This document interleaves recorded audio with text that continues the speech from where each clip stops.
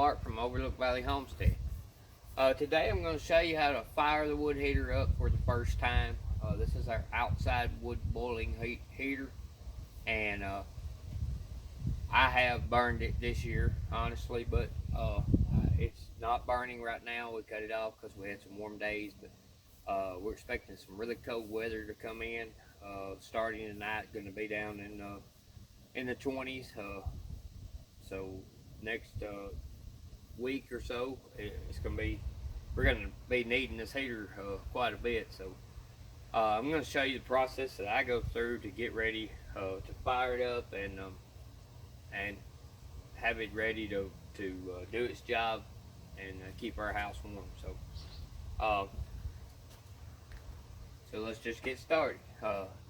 Usually when you hadn't fired it up since the year before, when you open the door up, you have ashes. You have last year's ashes in here, and you don't want to clean those out. Some of these outside wood boilers have trays that you can pull out and empty, and some don't. This wood boiler actually didn't have even have a grate in it when we first got it, and I had a piece of metal around here that would work good for a grate, and we've used it for a couple of years, and it's gonna need to be replaced. But I think we're gonna get one more year out of it anyways. I just keep taking it out and straightening it back out, putting it back in, and that works good for us. So first thing you're gonna need is a good metal bucket. I get some metal buckets from a cabinet shop that's local to our area. They get their paint in it and other chemicals, but you know, we're not eating out of this, so it don't matter. We're just gonna put old ashes in it. So and I'll tell you another thing. I do have some clean buckets too, but this is just what I got this time, the ones with paint in them. But the ashes is very good to put on your garden. You put them on your garden and you till them in. That's what we normally do with our ashes, but now we're using the ground cover. So right now I'm just making a pile to put my ashes in, and when we remove the ground cover on the garden, we'll put some in before we till it and do it that way. So just get your bucket. You're gonna need I have a shovel. This is like a little inside shovel you see, but it works really good. It fits very well in between the fire brick on the heater to get the ashes out. It ain't rocket science. It's just set the bucket next to the heater, get the ashes and pull them out. And you want to get as much out as you can, because that gives you more room to burn more wood, you know, before you got to take the ashes out again. And you can do this with a fire in it, but I like to give it a really good cleaning when I'm doing it when there's not a fire in it. That way it's not so hot on me, and you know, it's the best time to do it. So anyways, I'm just gonna clean this thing out, and then I'll be back and I'll show you the finished product with this, and then I'll tell you the other things that we have to do to get our wood boiling heater fired up and ready to go for winter time.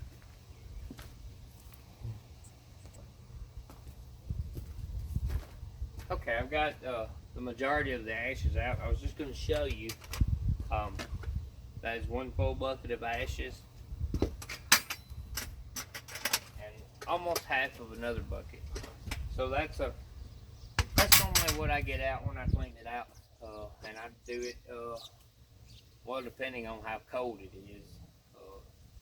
I'll do it more often when it's colder than I do when it's not as cold, because it don't burn as much wood. But probably have to do that at least once a week.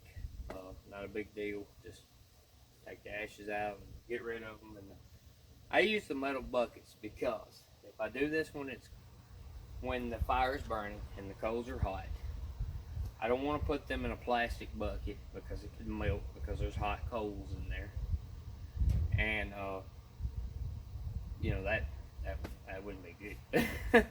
Anyways, I don't want to put them in a plastic bucket, so I use metal buckets for that. I also leave the coals in the bucket. I'll have several of these buckets. I've probably got 10 around here, and I'll leave them in there for a few days to make sure that there's nothing burning before I take them and dump them out on my pile, because I don't want to I don't want to start a fire somewhere from smoldering coals. So make sure that those coals are completely out and cool before I dump the buckets. Alright, that's the clean out project on it, and that's pretty much all you got to do with that part. I like to make sure that that my fan is working. So I have a manual cut on switch right here. The fan is working. I see it blowing. That is also so that I can cut it off when I open the door to put wood in, so that it's not blowing ashes and fire and stuff out the door on me. So that's a good safety thing that's on there. It was on there when I bought the heater. And different heaters work different ways. I don't know the brand of this outside wood boiling heater, but it's steel, and if it gets a leak, I can weld that up easy. So I like that. We're going to use it probably at least this year, maybe next year, and then we're considering buying a new one if we get where we can afford it. So anyways, the next thing that I want to do on my heater, this is the water fill port right here, and I have a lid on it, just a little plastic lid. I want to make sure that the water level is full. And so what I would do is I'll take a light, something, I got this light, and get up there and look down in the hole, or take a stick or something and dip down in it and see how full the water is. I want to make sure it's full of water before I fire it up, okay? And I don't like putting water in it while it's heating up, because when your water comes in through your water hose, it has air in it, air bubbles. And those air bubbles can get in your pumps and in your line going to your house and back to your heater, and they can actually stall the water where it will not circulate. And if it does that, then you have to bleed the air out of the system, and that is a pain. You will have 180 degree water out here at the heater, but if you go in the house and check the temperature of the water in the house, it will only be 80, 90 degrees. And when you see something like that happen, you know that you have a problem. So you come out here and you cut the pump off, and you have to let the air work itself back out of the line so that it is pumping efficiently. If you continue to let it run when it's doing that with an air pocket in it, it will burn the pump up because it's trying to push water that will not move, and so it's just sitting there doing nothing. It's pushing, making more pressure, and not doing anything, and eventually the pump will burn up. So the pumps are not expensive. I've had to replace 4 or 5 of them in our years of having the wood boiling heaters, the outside wood boilers, and they're probably in the neighborhood of for used ones around $75 to $150, just according to. You can buy them in the summertime a whole lot cheaper, of course, because that is when people are not really thinking about their heaters. But actually, if you have one of these heaters and you suspect that you're going to need parts, that's the best time to buy them. Buy them while it's warm outside, because they're cheaper if you're buying off the internet. Like I buy off of eBay, and they seem to be, to me, in my experience, it has been cheaper to buy things that I need in the summer than it is in the winter, because in the winter months, everybody's like, oh, I need this, and so they're all just rushing to buy, and the prices go up. It's supply and demand. You know how that works. Okay, so I have cleaned out my heater. I filled up my water. I go around back, and you can see the pumps in the other video, but I'll plug the pumps in, make sure that the pumps are pumping. look at the thermostat on the back, make sure that it is lit up and working, and basically that's pretty much it. The next thing that we do is get some wood in here and start a fire, and this thing will be ready to go. And according to where you live and how your temperature is, and most people, once they start their wood burning heater, it will burn all winter long without being put out. In the cold part of winter here in Tennessee, I will do that also. I'll only shut it down if I have a problem, or you know, for some reason I need to clean it out, or if it just dramatically warms up for some reason. But as of right now, I only burn it on the cold weather nights. Like today, it's going to be about 60 degrees today, so I'm not going to have this thing burning today. It's just wasting wood and wasting electricity, and wasting heat that we don't need, putting extra heat in the house that don't need to be there today. But tonight, I will definitely put wood in here tonight and get this thing fired up and get it ready to go, because like I say, it's supposed to be down in the 20s tonight, and tomorrow's supposed to be pretty cold too. I'm not exactly sure on the temperature, but if you have any questions about an outside wood boiler, I will be glad to answer them if I know the answer. I've had these for probably 6 or 7 years now, and I've learned a lot about them. Most of it was self-taught by watching YouTube videos, as you're doing, and that's helped me a lot, and I hope that this will help somebody. This is just kind of a basic overview of this, just to give somebody that doesn't have an outside wood boiler an idea of what there is to it. It's basically, it's no different than your inside heaters, your inserts, or your king heaters, or potbelly heaters, or whatever kind of heater you have inside the home if you have a wood burning heater, except for the water part. You want to make sure that this water always stays full. If the water level gets down, it won't do its job. It also will put steam in the pipes, because it's, what little bit of water is in there turns to steam because it's getting so hot, and that could cause your pipes to bust because of so much pressure. Because this system is not a steam built system. This is built for hot water. It will stand water up to 210 degrees, something like that.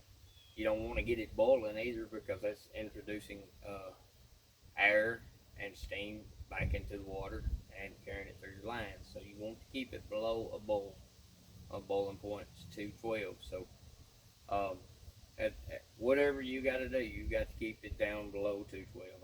I personally don't like it to go at a maximum over 205, and I have seen it do that. Normally my heater does not do that. Normally 185, 190, 192, somewhere around in there is about as hot as it can get, which is well below the threshold where it needs to be. So we just want to try to stay in that range, and because I definitely don't want any pipes blowing off inside the house anywhere and scalding anybody or anything like that. So that's one thing that you do have to keep an eye on and watch. A lot of these heaters have lights on them, and I've thought about putting some lights on this heater, just some little warning lights to let me know that the water level was low. Just something I could see by passing by. But I'm really pretty good about keeping a good eye on the heater. And the whole time that I've had this heater, it has only ran low on water one time, and that was actually, it was when I first started up this year, and that's because I made a major failure. I forgot to fill the water up, and I thought, well, why isn't it heating? And then I come out here and check the thermostat, and I said, well, it says it's heating. I must have air in the line. So I started the bleeding process, and then it just dawned on me, you know what, you didn't check the water. So I come check the water, and sure enough, it was low. So that was the problem. I shut the heater down, filled it up with water, and got it back going, and problem fixed. So it's not a big deal if you catch it early, but it can turn into a big deal if you let it get a lot of steam in the pipe. I mean, it builds pressure. If you're familiar with hydraulics or anything like that, steam will do the same way that hydraulic will. When it builds enough pressure, uh, that pressure's got to go somewhere. It's gonna bust or something. Something's gonna give. So definitely want to keep an eye on that. So, all right. Well, I'm sure that I'll have probably some more videos about my wood boiling heater. Uh, it's called a wood boiler. Let me explain that to you because I don't think I've done that. The reason these heaters are called outside wood boilers is because that's exactly what they do. You put wood inside this heater, which is surrounded by a water tank. Uh, the As you can see, the firebox is the size of this hole. That's it. And the rest of this is water tank. All around and underneath and behind is a water tank. And this wood heats the water, and the water travels through the lines, PEX tubing, underground to the house and to a radiator, which has a blower blowing through the radiator, which works kind of like a car radiator. And that's where you get your heat from. It dissipates the heat off the radiator inside your house. So maybe that it will help you understand this a little more if you don't understand how they work. But all right, looks like we're all ready to get it fired up tonight. So thank y'all for joining me here and watching us a little short video on the wood boiling heater. And I'm going to put a little clip in here of us busting some wood and cutting some wood, just so you can see how we did that. It was kind of a family thing on a little clip, so just thought you might enjoy that. I didn't get enough to make a whole video on us cutting wood, so I'm going to add that to the end of this video. If you hadn't liked and subscribed to our channel, take the opportunity to do that before you leave us, and check out some of our other videos. We do all kinds of things here on our homestead. If there is something that you're wanting to see that happens on a homestead, shoot us a message. Ask us, do we do it? And if we do, we'll try our best to get a video out and show you how we do whatever it is you're interested in. So anyways, thank you guys for coming by, and God bless you, and y'all have a wonderful day.